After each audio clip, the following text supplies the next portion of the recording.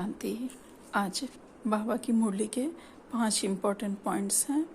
पहली पॉइंट है, ज्ञान की बुलबुल बन आप समान बनने की सेवा करो। जांच करो कि कितनों को आप समान बनाया है। याद का चार्ट क्या है? तुम्हारे सिवाय और कोई देवता बनने वाले ही नहीं है। यहाँ आते ही हैं दैवी घराने का भांति बनने। तुम खुद ही मैग्नीफाइंग ग्लास हो जो अपनी जांच करनी है। मेरे में देह अभिमान डिंचक भी तो नहीं है। एक बाप की ही याद रहे और कुछ भी याद ना आए, इसे कहा जाता है पवित्र बेगड़। आज बाबा हमें कह रहे हैं कि हमें ज्ञान की बुलबुल बनकर दूसरों को आप समान बनाने की, हमें बाबा जैसा बनाने की सेवा करनी है। और हमें साथ में ये भी जांच हमें करते रहना है कि हमने अब तक कितनों को आप समान बनाया है। हमारे याद का चार्ट क्या है? हमारे सिवाय और कोई देवता नहीं बनने वाले। हम ही बाबा के बच्चे जो ब्रह्मा मुख वंशावली ब्राह्मण बच्चे हैं, हम ही सब देवता बनेंगे और कोई देवता नहीं बनेंगे। भले बाकी लोग मुक्ति में जाएंगे, लेकिन जीवन मुक्ति में हम ही बाबा के बच्चे जाएंगे और हम ही सतयुग में आके देवता बनेंगे। हम आते हैं दैवी घराने की भांति बनने, अर्थात हम ही सिर्फ दैवी घराने में सतयुग में आएंगे। हम ही मैग्नीफाइंग ग्लास हैं, जो ग्लास सूर्य की रोशनी पड़ते ही जिसमें आग लग जाती है, वो हम ही हैं। बाबा कहते हैं कि हमें खुद की सूक्ष्मता से जांच करनी है कि हमारे में कोई भी देह अभिमान तो नहीं रह गया है। हमें सदा सिर्फ बाबा की ही याद में रहना है और कुछ भी याद नहीं करना है। इसे ही कहा जाता है पवित्र बेगड़, अर्थात हम पवित्र बेगड़ हैं, बेपवित्र भी हैं और हमारे पास कुछ नहीं है। कोई भी चीज़ का अभिमान हमें नहीं रखना है। दूसरी पॉइंट है, भगवान प्रॉमिस करते, बच्चे मैं तुमको अपने घर जरूर ले जाऊंगा। तुम श्रीमत पर चलकर पावन बनेंगे तो जीवन मुक्ति और मुक्ति में जाएंगे, नहीं तो मुक्ति में हर एक को जाना ही है।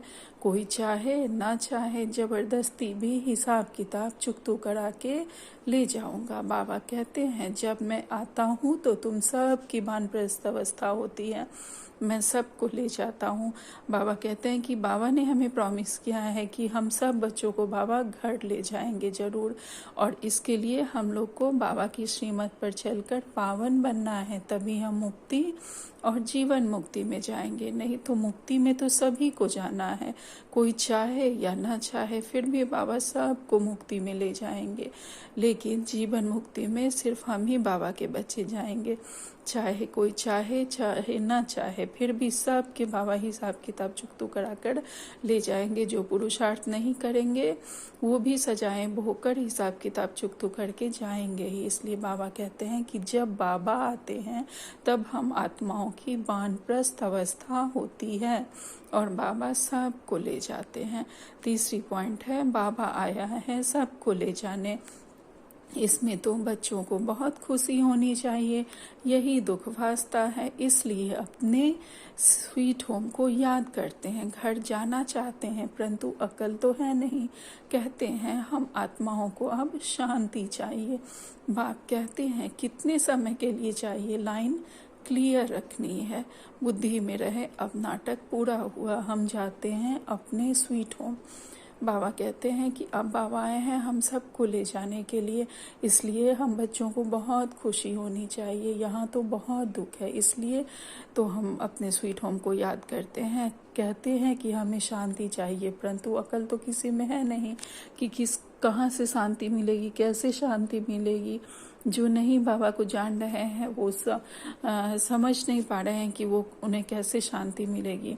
बाबा कहते हैं कि कितने समय के लिए चाहिए, अगर शांति चाहिए तो कितनी समय के लिए चाहिए, ये भी तो लाइन क्लियर रखो बुद्धि की कि कितने समय के लिए चाहिए, अल्पकाल के लिए चाहिए कि 21 जन्मों के लिए चाहिए, कितनी चाहिए। बुद्धि में हमें सदा याद रखना है कि अब नाटक पूरा हुआ, हमें अब वापस स्वीट होम जाना है। आज चौथे पॉइंट है, बाबा ने वरदान दिया है बुद्धि के साथ और सहयोग का हाथ, बुद्धि का साथ और सहयोग का हाथ द्वारा मौज का अनुभव करने वाले हम सभी खुश नसीब आत्माएं हैं।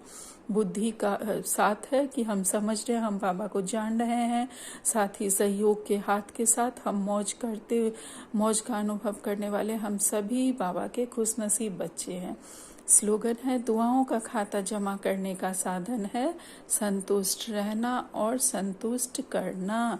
अर्थात हमारी दुआओं का खाता तभी जमा होगा जब हम खुद भी संतुष्ट रहेंगे, हमारे पास जो है जितना है उससे हम संतुष्ट भी रहेंगे और दूसरों को भी संतुष्ट करेंगे। इससे हमारी दुआओं का खाता जमा होगा। अच्छा, ओम शांति।